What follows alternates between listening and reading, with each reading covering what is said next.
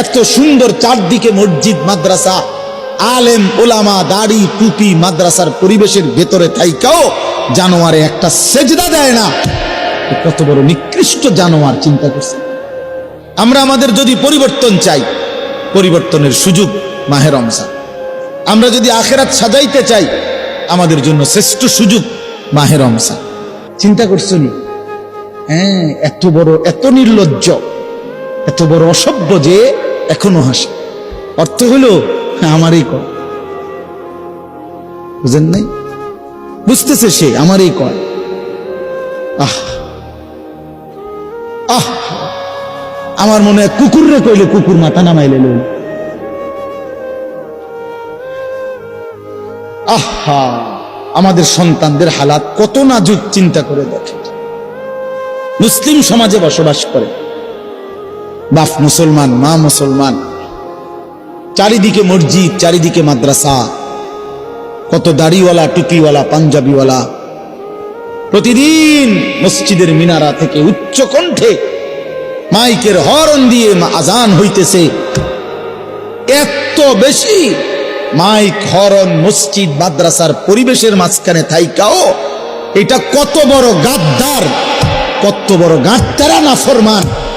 এত সুন্দর চারদিকে মসজিদ মাদ্রাসা, আলেম ওলামা, দাড়ি টুপি, মাদ্রাসার পরিবেশের ভেতরে থাইকাও জানোয়ারে একটা সেজদা দেয় না।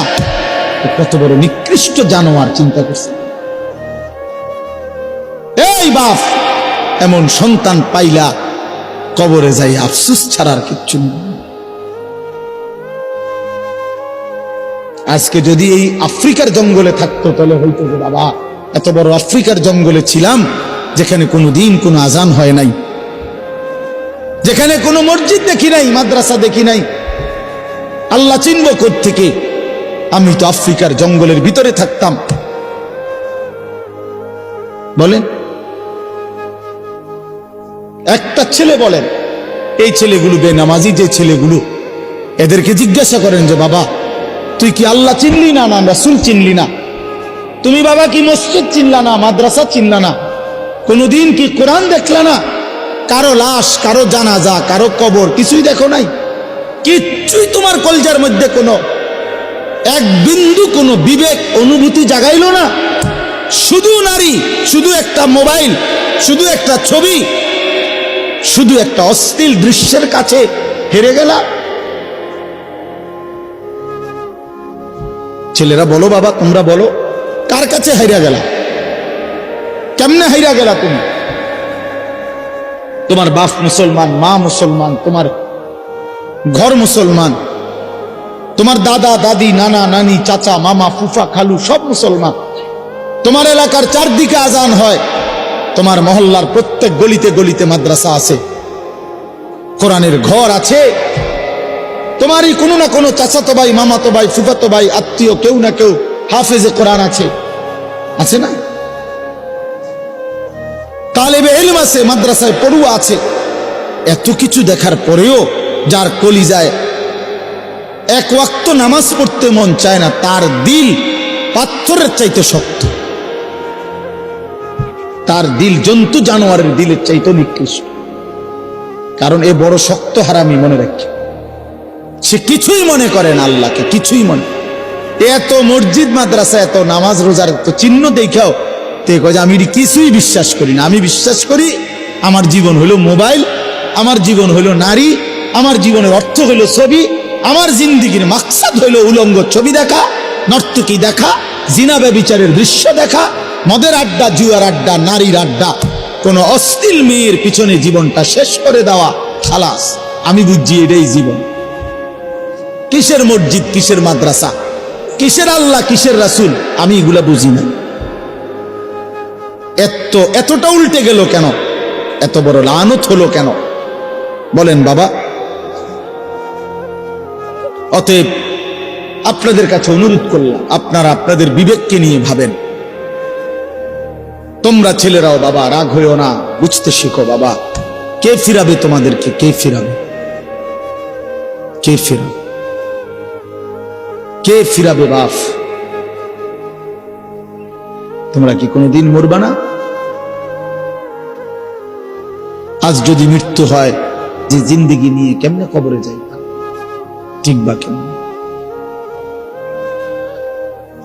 এই নাফরমানের জিন্দেগি নিয়ে কেমনে টিকবা? এই জন্য আমরা প্রত্যেকেই প্রস্তুতি নেই। যদি ভাবতে শিখি, বুঝি, সামান্য অনুভূতি জাগে, তাহলে এই অনুভূতিটাকে কাজে লাগাবার একটা বড় সুযোগ, পিছনের গুনাহ মাফ করে নতুন করে নিজেকে আল্লাহর ইবাদত, ঈমান, আমলের দ্বারা সজ্জিত করার একটা শ্রেষ্ঠতম সিজন, মৌসুম আসতেছে, সেটা হলো মাহে রমজান। মাহে রমজান বড় বেশি সুযোগ আসতেছে। আল্লাহ যদি দয়া করে হায়াত দেয়, তো পিছনের সব গুনাহ মাফ করিয়ে নতুন সাজে নিজেকে সজ্জিত করার, আখিরাতের রঙে রঙিন করার, জান্নাতের রঙে নিজেকে গড়ে তোলার এক শ্রেষ্ঠতম মাস মাহে রমজান। রমজান মানে অন্য কিছু, রমজান মানে ভিন্ন কিছু। রমজান মাসে মানে নিজেকে বদলানোর মাস, রমজান মানে নিজেকে পরিবর্তনের মাস, রমজান মানে নিজেকে আখিরাতের রঙে রঙিন করার মাস, রমজান মানে আল্লাহ তাআলার মহব্বতে, রাসূলুল্লাহ সাল্লাল্লাহু আলাইহি ওয়াসাল্লামের মহব্বতে ডুবে যাওয়ার মাস। এটা আমাদের সামনে। আল্লাহ আমাদের জন্য রমজানের হায়াত ভিক্ষা দান করেন। আল্লাহ যেন আমাদের সকলকে রমজান পর্যন্ত পৌঁছিয়ে দেন। এই আয়াত দেখেন, আল্লাহ তাআলা বলছেন, ইয়া আইয়ুহাল্লাযীনা আমানু, হে ঈমানদারগণ, কুতিবা আলাইকুমুস সিয়াম, তোমাদের উপরে রোজা ফরজ করা হলো, কামা কুতিবা আলাল্লাযীনা মিন ক্বাবলিকুম, যেমনটা ফরজ করা হয়েছিল তোমাদের পূর্ববর্তীগণের উপর, মানে পূর্বের ঈমানদার উম্মতের উপর। কেন ফরজ করা হলো রোজা? উদ্দেশ্য কি? আমি আল্লাহর, লাআল্লাকুম তাত্তাকুন, যেন তোমরা মুত্তাকি হতে পারো, মুত্তাকি হইতে পারো, আল্লাহ ভীরু হইতে পারো। আর মুত্তাকি হলে কি লাভ হবে? উইদ্দাত লিল মুত্তাকিন, আল্লাহ বলে জান্নাত বানানোই হয়েছে মুত্তাকিদের জন্য। মুত্তাকি হবে তো জান্নাতি হবে, জান্নাতি হবে। এই আয়াতটার অল্প একটু কথা, আমি এই আয়াতটাই পড়ছি, সূরা বাকারার 183 নম্বর আয়াত, দ্বিতীয় পারা, দ্বিতীয় সূরা। এটার উপর আর একটু কথা বললে আমার কথা শেষ। আমরা আমাদের যদি পরিবর্তন চাই, পরিবর্তনের সুযোগ মাহে রমজান। আমরা যদি আখিরাত সাজাইতে চাই, আমাদের জন্য শ্রেষ্ঠ সুযোগ মাহে রমজান। আমরা যদি ঘুরে দাঁড়াইতে চাই, আমাদের জন্য শ্রেষ্ঠ সুযোগ মাহে রমজান। মাহে রমজান, আল্লাহ নাফরমানির এই জিন্দেগি আমি ছেড়ে দেব, আপনার রঙে রঙিন হব, তাইলে শ্রেষ্ঠতম সুযোগ মাহে রমজান। মাহে রমজানের মধ্যে অসম্ভব শক্তি আছে, মাহে রমজানের মধ্যে অসম্ভব পাওয়ার আছে। আল্লাহ বলছে, রমজানে বান্দা আইসো আমার কাছে, রাত দিন 24 ঘন্টা আমি আল্লাহ জাহান্নাম থেকে মুক্তি দিতে থাকব। ওয়াতাকাউ মিনান নার, জাহান্নাম থেকে মুক্তি দেব, সারা রাত মুক্তি দেব, সারা দিন মুক্তি দেব। রমজানের প্রতি ঘন্টা, প্রতি মিনিট, প্রতি সেকেন্ড হীরা মণি মুক্তা জহরতের চাইতেও কোটি গুণ বেশি দাম, কোটি গুণ বেশি। আল্লাহ তাআলা সেই মহিমান্বিত রমজান আমাদের সামনে আনতেছেন। এই অল্প কয়টা দিন বাবা, আমাদের উচিত রমজানের জন্য অধীর আগ্রহে মহব্বতের সাথে আল্লাহর কাছে হায়াত ভিক্ষা চাওয়া, যে আল্লাহ এত কাছে আইনা মৃত্যু দিয়েন না, কবরে নিয়েন না, আর কয়টা দিন হায়াত দেন, রমজান পর্যন্ত পৌঁছিয়ে দেন। আল্লাহুম্মা বারিক লানা ফি রাজাব ওয়া শাবান ওয়া বাল্লিগনা রমাদান। আল্লাহ তাআলা বলেন, ইয়া আইয়ুহাল্লাযীনা আমানু। দেখেন, এই একটি আয়াতে আল্লাহ 4টা কথা বলছে। একটা হলো হে ঈমানদারগণ, 2 নাম্বার হলো তোমাদের উপরে রোজা ফরজ করা হলো, 3 নাম্বার হলো যেমনটা ফরজ করা হয়েছিল পূর্ববর্তীদের উপরে, 4 নাম্বার হলো যেন তোমরা মুত্তাকি হতে পারো। কয়টা কথা হলো? এই 4টা কথার আমি 4টা আলগা সংক্ষিপ্ত একটু ব্যাখ্যা বলি। 1 নাম্বার হলো হে ঈমানদারগণ, এটা আল্লাহ আমাদেরকে ডাক দিছেন। তাফসীরের মধ্যে আছে, আদম আলাইহিস সালাম থেকে নিয়ে আমাদের নবী পর্যন্ত, ইতিপূর্বে আমাদের নবীর আগে যত নবী পৃথিবীতে আল্লাহ পাঠাইছেন, ওই নবীদের উপরে যারা ঈমান আনছিল, ওই নবীদের আমলে তাদের কাউকে কোনোদিন আল্লাহ তাআলা এই শব্দ দিয়ে হে ঈমানদারগণ ইয়া আইয়ুহাল্লাযীনা আমানু বলে ডাক দেন নাই।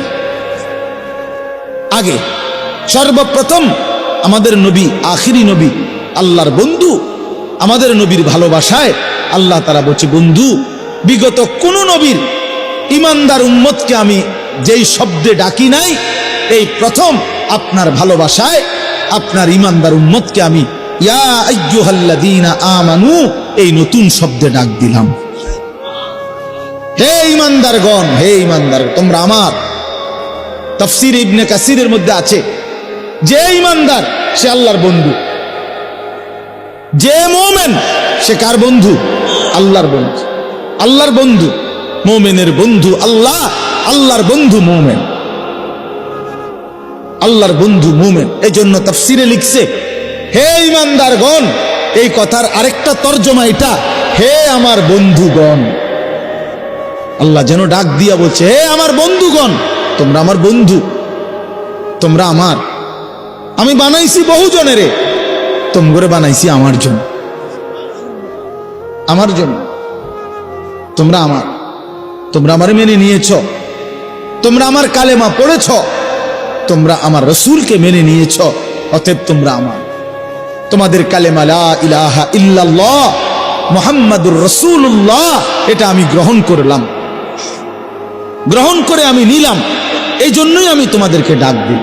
তুমি বলছো আমি এনে ভর্তি অমুক, ওই যে আমারে মোহাম্মদে বলছে, তার ছোট ভাই হাফেজ মুশাররফ কয়, আমার আজকে বললো যে হুজুর ভর্তি করামু আপনার মাদ্রাসায়, তো কি কোন সময় আমু, ফরম নিয়ম কানুন কি? আমি এত কথা তোমার দরকার কি, হাতে ভর্তি হইব সারছে।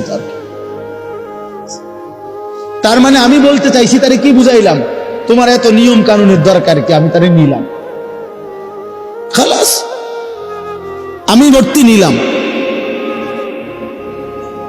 তাইলে অর্থ হইল আল্লাহ তাআলা বলছেন, বান্দা তোমার কালেমা আমি নিলাম,